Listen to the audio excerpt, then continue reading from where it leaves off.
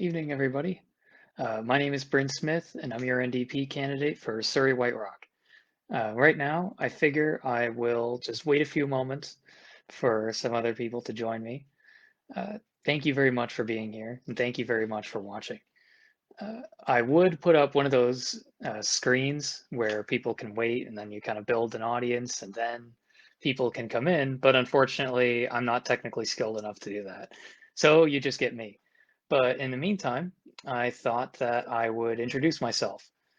So my name is Bryn. I'm your NDP candidate for Surrey White Rock.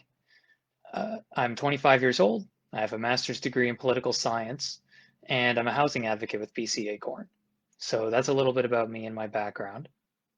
And tonight, this is probably going to be a shorter webcast because it started a little late.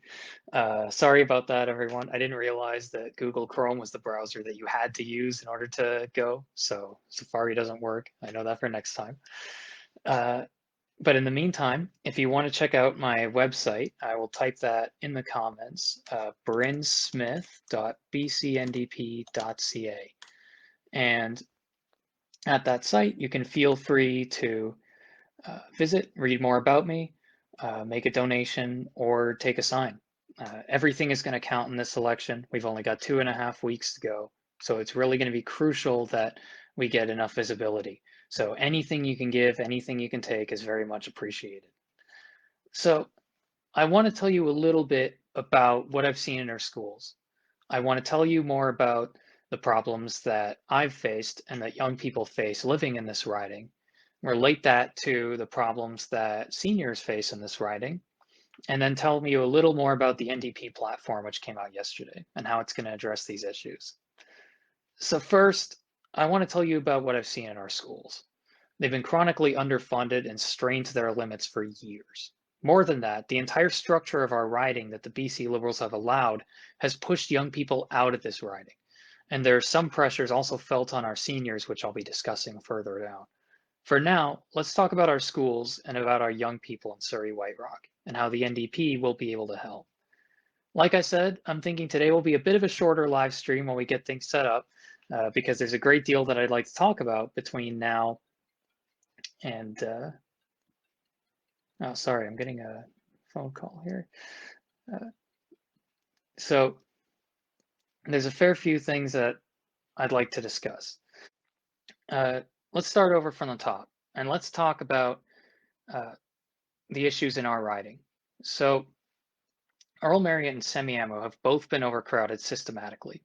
Like I said before, in 2011, this got so severe that EMS was forced to switch to a two-bell schedule. Only in 2017 did they successfully switch back to a one-bell system. But even still, they weren't able to end overcrowding. Meanwhile, the BC Liberals bought the land to open a new school in 2011 and left that land empty. It was literally an empty field till the NDP government came in and went ahead with putting shovels in the ground. This is a school we've been waiting for at least 10 years, and it takes 6 years typically for a school to be built. The trends were obvious as to what the school was going to be needed and when the construction needed to begin. Now, because of Liberal inaction, we're seeing that construction along King George and 16th may place even further strain on Earl Marriott, even with the new school going up. While Elgin Park has not been as overcrowded, new development in the area is increasing. It may begin to strain Elgin more as they have, as of last year, opened up 3 portables for the first time. The consequences of this kind of development are felt in our neighboring riding, Surrey South. There, Sunnyside Elementary opened and was overcrowded from day one due to the lateness of its development by the BC Liberals. They were told they needed 30 new schools in Surrey. They approved 14. After secondary education, what happens to our kids? Where do they go? The fact is that affordable housing, particularly in this riding, is vanishing. Even with COVID, prices in this area have not come down enough for our kids to move back near their parents and grandparents. In my case, I had a master's degree, and I still had to move back home. Even working a job for the school district with a salary people my age would kill for, I had to remain at home. Rent would have eaten the vast majority of my salary, despite being well off comparatively. Plenty of people I know, and I'm sure people you know, notice the same. Life simply isn't as affordable as it should be or used to be. The BC Liberals failed to make a commitment to affordable housing that would positively impact the lives of young people and seniors who find with strata insurance going up, along with property taxes that they're unable to pay to stay in their homes. The only thing the Liberals did was implement a 15% foreign buyers tax when it became clear that something had to be done, it caused an extremely minor dip in prices before they continued to rise. Moreover, the tax ignored the many Canadian buyers who also look to our real estate market as something to invest in, not to live in. Both of these issues intertwine, and in many ways, the issues facing young people are the same issues that older people face. Both care homes and schools were underfunded and overcrowded, and the BC Liberals wouldn't even spare one of their most reliable ridings from this pain. That's why I'm putting my name forward in Surrey White Rock. I see a gap between the younger and older generations of this riding, but I know it can be bridged. I know that when we're united, we'll be able to push back and begin to solve these problems that we share and rebuild a sense of community. Now I'd like to talk about how the BC NDP platform addresses these issues specifically. It came out yesterday. I'm extremely proud to be running for the party that puts our problems first and will help the people of Surrey White Rock. On education, we're pledging over 100 new schools, major expansions, and renovations. We're also putting an increased focus on mental health in schools. Earl Marriott has less than 10 heroic counselors for a school with over 2,000 students. That has to change as we see mental health issues coming up earlier and earlier in our students. We're also committed to improving e-learning and further taking the burden off of parents for fundraising. Our playground fund will be expanded so more schools can receive the benefits of new playgrounds and facilities. Moreover, we're also going to create better school meal programs that incorporate locally grown food. I know for me, I was extremely proud during this pandemic to continue working for the school district and for its meals program. We know how important meals are to our students. And so through the pandemic, we continued to distribute food to those students in need. And I'm extremely proud of the work that we did with that. For housing, we've got great plans to increase affordability. Our plan for 10 years of new affordable housing will bring in 114,000 new homes throughout the province that'll be affordable for young people and seniors alike. And I'd love to be in the room making sure Surrey White Rock sees some of those homes and some of that benefit. When it comes to Strata Insurance, we're already getting started on making sure Strata Insurance becomes more affordable. We're closing loopholes and making sure regulatory powers are able to enforce these lower prices. If the prices still haven't come down by the end of next year, we'll introduce a public option for Strata Insurance that guarantees it. Our rent control will also be significantly stronger, with a total rent freeze until the end of 2021 and rent increases tied to inflation after that, permanently. This returns me back to the reasons that I'm running for office. When I look at our community and when I walk around, I see many amazing community projects. I've gifted beautiful pottery to the Semiamu Pottery Club to my mom for her birthday. I've bought amazing books from the Rotary Club book sale, and I've studied while the sun sets in Ocean Park Library. All of these things are at risk if the young and old alike are unable to live here. Our communities are vulnerable to falling apart at the seams if people aren't able to continue here generation after generation and watch it grow. When I look at the scale of these problems, I'm angered. I'm angered at the BC Liberal inaction.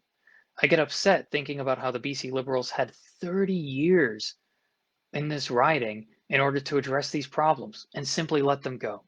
It didn't matter that we constantly voted them in. It didn't matter that we were constantly uh, bringing this party back. The fact is, they could not even spare us from these basic cuts, right? So we have a chance now to elect a government that will actually listen to us, a government that's thinking about the future, not what's right by the most powerful, a party that wants to do right by us. And that's why I'm so hopeful you'll send me to join the team with John Horgan in the NDP. I know what we're up against, and I've got the team that will bring these problems to bear. So, I've said my piece. Thank you very much for watching. Are there any questions or comments? I know that this is unfortunately bifurcated, split in half. I noticed there was a comment on the old video. I don't know if I can check that without ending this one. I'm very hopeful that I can, but I'm too scared of taking the risk. But Karen says he just answered my question about rent controls. Awesome. I'm glad I was able to put your mind at ease. I think it's a really important priority. I worked with BC Acorn as a local leader, and that was something we've really been pushing for, was safer rent control. because particularly our members out in Guilford, who were recent immigrants, were unable to meet the 2% rent increases that were happening every year, let alone stand up to rent evictions, to dem evictions, to all of these things that were driving people out of their homes. So I'm hopeful that these rent controls will remove that incentive to push people out and will remove the incentive to dem evict or rent evict. So I'm very proud to be a part of that team. I don't necessarily like dead air. So I will do my best to keep talking. But please, if you have any more questions or comments, please jump in. I'm a little scared. I'm going to try opening the other video in a new tab so I can see the previous question that was in there, and we'll see if that works.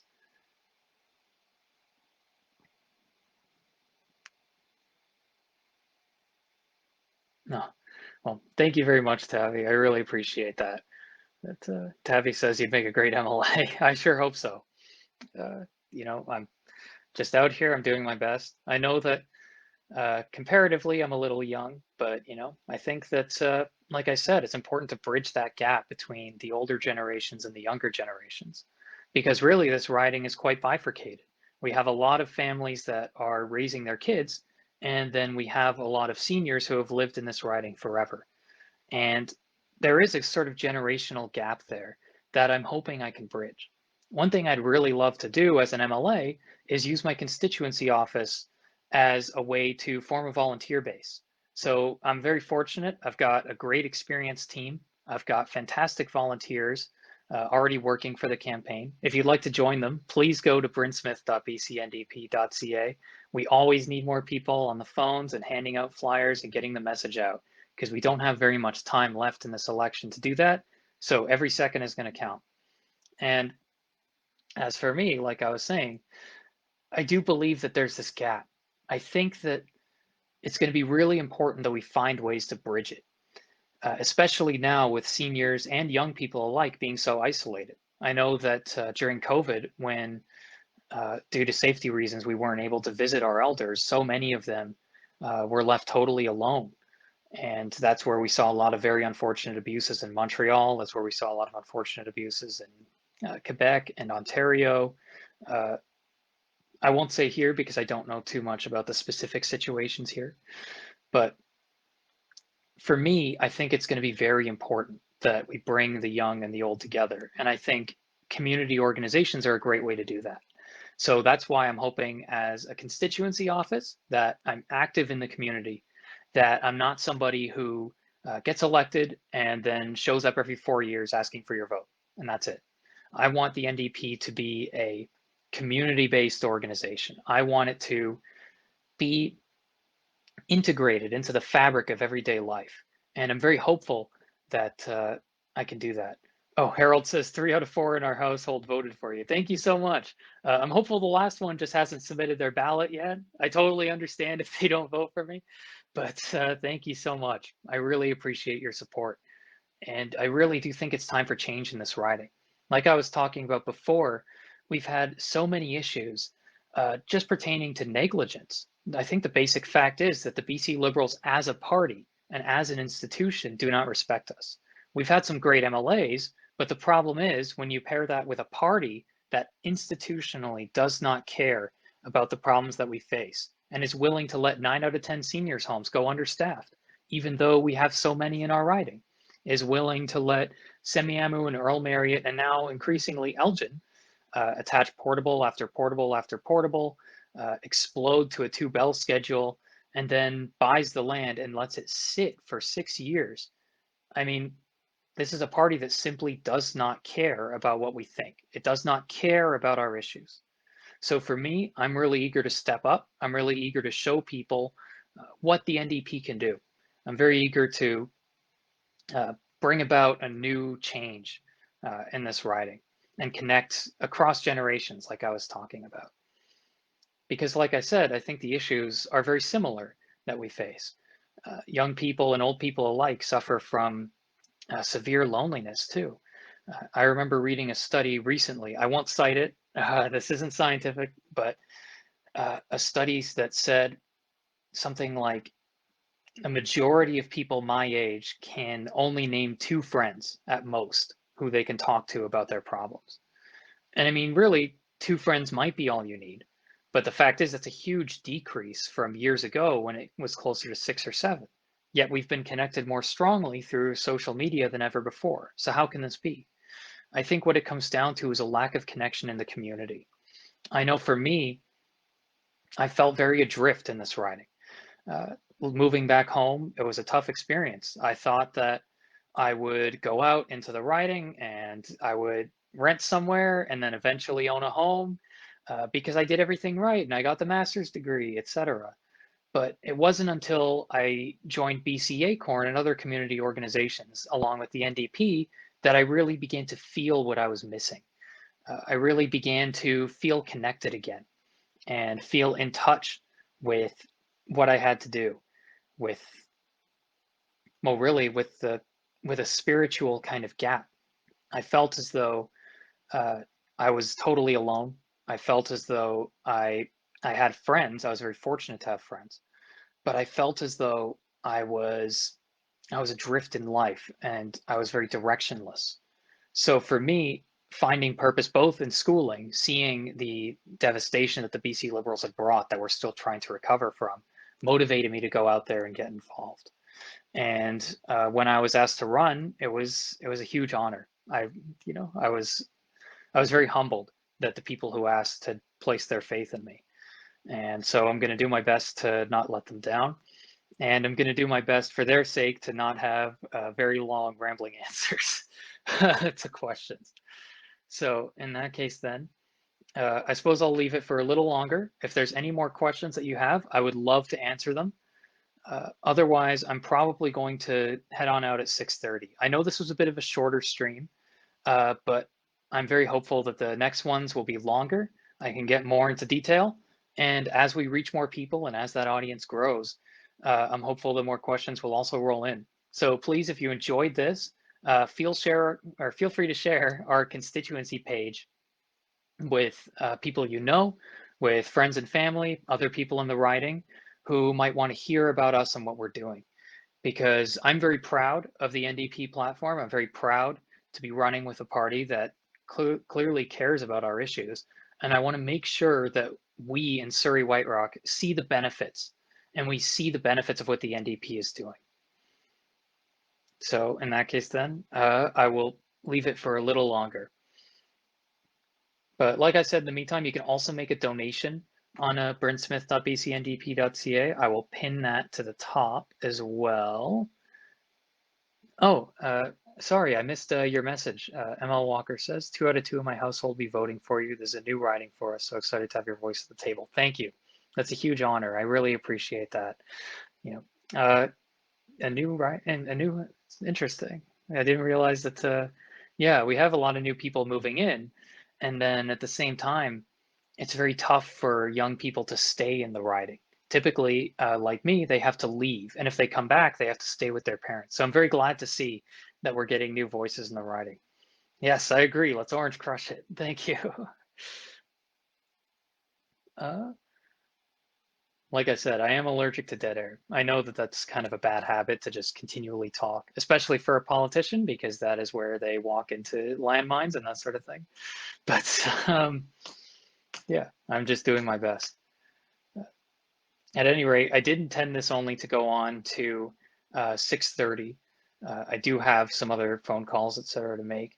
Uh, it's been a lot of phoning. We're not allowed to be door knocking, so you won't see me at your doors. But I am very excited to talk to you over the phone, and I'm very hopeful that yeah, things will go well this time because I think that it really is time for change in this riding. Do you know what the NDP are doing about stopping mining in the Skagit area between Manning and Hope? No, unfortunately, I don't know too much specifically about the mining issue. I can look more into it and have an answer for you because I do like making sure that I'm up to date on these issues. So while, of course, that's in the Skagit area between Manning and Hope, I've focused my initial kind of research into our issues that are happening in this riding. But at the same time, I do really want to speak to what the NDP is doing more broadly. So I will look into that and I will have an answer for you. If you remind me on the next live stream, which will be on Saturday, October 10th, or you can always feel free to email me at bryn.smith.bcndp.ca.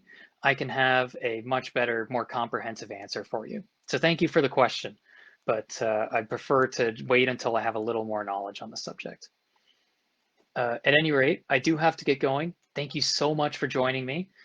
I've pinned the website to the top, so if you'd like to make a donation or take a sign or volunteer, any of those things would be so helpful. And it's going to be so crucial in this election that we have people on board who are able to step up and help out and get the message out. So please, like I said, brinsmith.bcndp.ca.